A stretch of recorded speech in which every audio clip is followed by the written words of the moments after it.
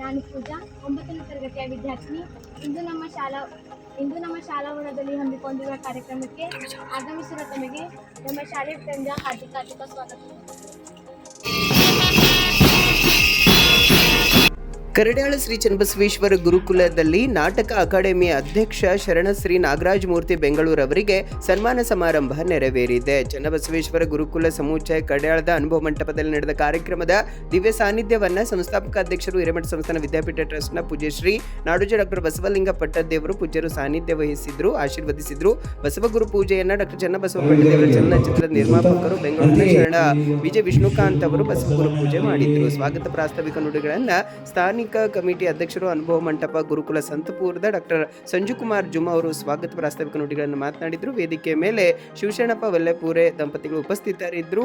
ಮದನ್ ಗಾಂವ್ಕರ್ ಶಿಕ್ಷಕರು ಶ್ರೀ ಚನ್ನಬಸವೇಶ್ವರ ಗುರುಕುಲ ಪ್ರೌಢಶಾಲೆ ಕರಡ್ಯಾಳ ಅವರು ನಿರೂಪಣೆ ಮಾಡಿ ವಂದಿಸಿದರು.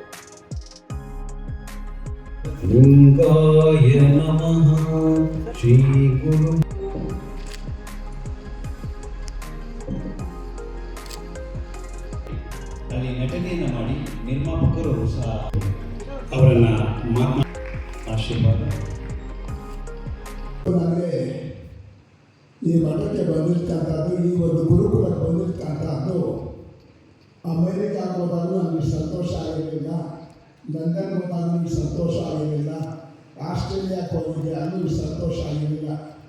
ಯಾಕಂದರೆ ನಿಜವಾಗಲೂ ಕೂಡ ಒಂದು ಮಾನವ ಸ್ವರೂಪದ ನಿಜವಾದ ಕೆಲಸ ಏನಾದರೂ ಆಗ್ತಾ ಇದ್ದರೆ ಈ ಒಂದು ಗುರುಕುಲದಲ್ಲಿ ಸ್ವಾಮೀಜಿಗಳ ಸನ್ನಿಧಾನ. ಹಾಗಾಗಿ ನನಗೆ ತುಂಬ ಸಂತೋಷ ಆಗಿದೆ. ಆದರೆ ನಿಜವಾಗ್ಲೂ ಕೂಡ ಮಾನವ ಆಗೋದು, ಮನುಷ್ಯ ಆಗೋದು ಬಹಳ ಕಷ್ಟ. ಇವಾಗ ಅದನ್ನು ಪೂಜ್ಯ ಸ್ವಾಮೀಜಿಯವರು ಇಡೀ ಜಗತ್ತಿಗೆ ಕಲಿಸ್ಕೊಡ್ತಾ ಇದ್ದಾರೆ.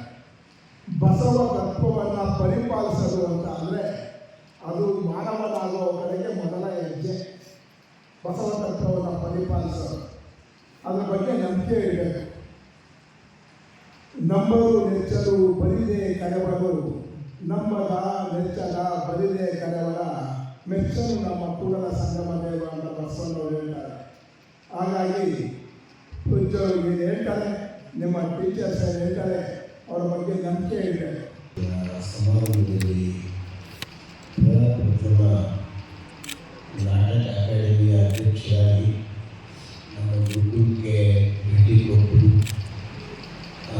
ಬಂದಿರೋದು ಆ ಮೊದಲಿಗೆ ಅವರಿಗೆ ನಾಟಕ ಅಕಾಡೆಮಿ ಆಗಿದ್ದಕ್ಕ ಅವರು ಪೂರ್ವಕವಾದಂಥ ಅಭಿನಂದನೆಗಳನ್ನು ನಾನು ಸಲ್ಲಿಸ್ತೇನೆ.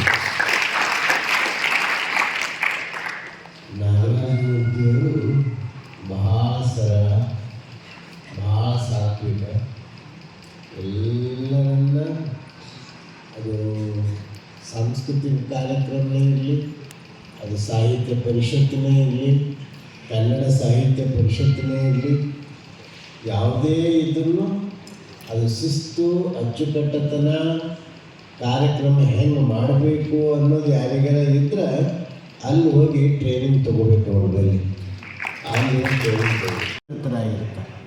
ಅವ್ರಿಗೆ ಒಂದು ದಿವಸನೂ ಬಿಡುವೆ ಇರೋಂಗಿಲ್ಲ. ಇವತ್ತು ಅವರನ್ನು ಸರ್ಕಾರ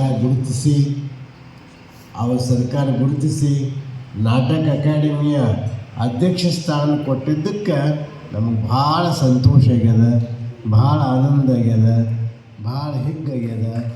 ಅದಕ್ಕೆ ಸಂದರ್ಭದಲ್ಲಿ ಹೇಳ್ತಾ ಬಂದು ನೀನು